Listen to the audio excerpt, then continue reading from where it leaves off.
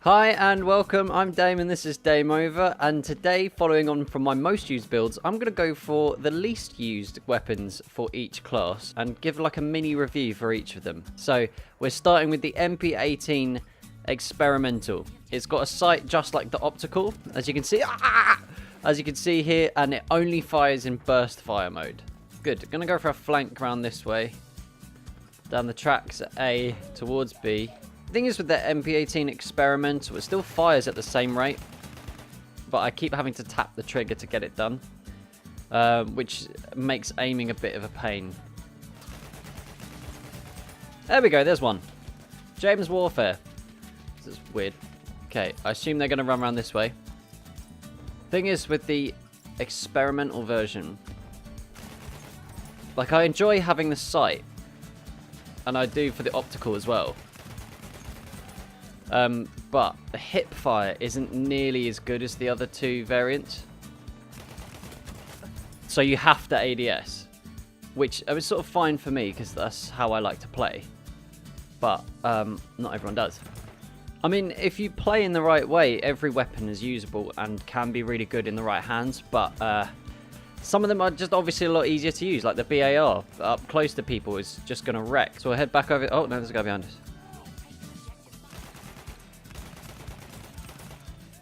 There's another guy over there. There he is. I'm going to push up on him.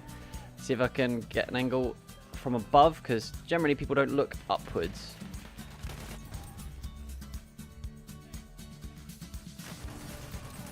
Oh, there's another. See if I can spot him.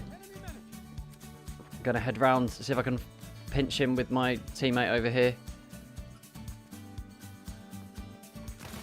Oh, bad shooting. Really, really bad.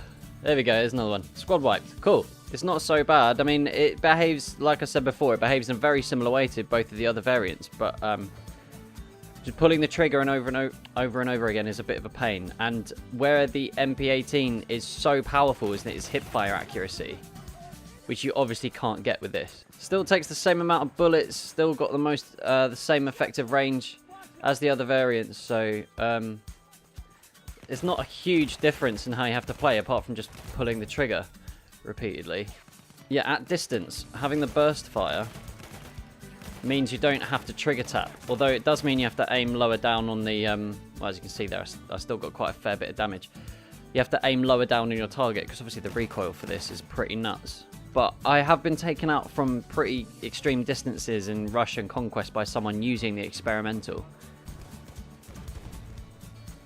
Why is that guy leaping in the air? Where the MP18 is so powerful is pushing up close and using the hip fire, but the accuracy for this and the optical variants just isn't really there. And having to pull the trigger repeatedly does kind of throw your aim off a little bit. You think it wouldn't be that big a deal because it's just like shooting a semi-automatic, like a medic rifle. But it does make quite a big difference. So I mean, that wasn't bad looking at the stats. 34 kills, 4.25 KD. It's yeah, I mean, this gun, like I said before, this gun in the right hands can be really usable, but it does put you at a disadvantage compared to the trench and the optical where you have to keep pulling the trigger. It really did affect my aim because you have to compensate mid-burst to where you're aiming instead of just holding the trigger down and sweeping the gun backwards and forwards if you're hip firing, for instance. It does take a lot more skill to get the kills.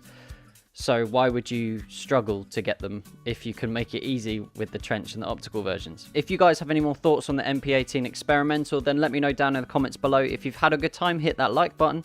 If you're new around here, hit the subscribe button too. Feel free to share this video with whoever and wherever you like. And until next time, that's Dame Over. Peace.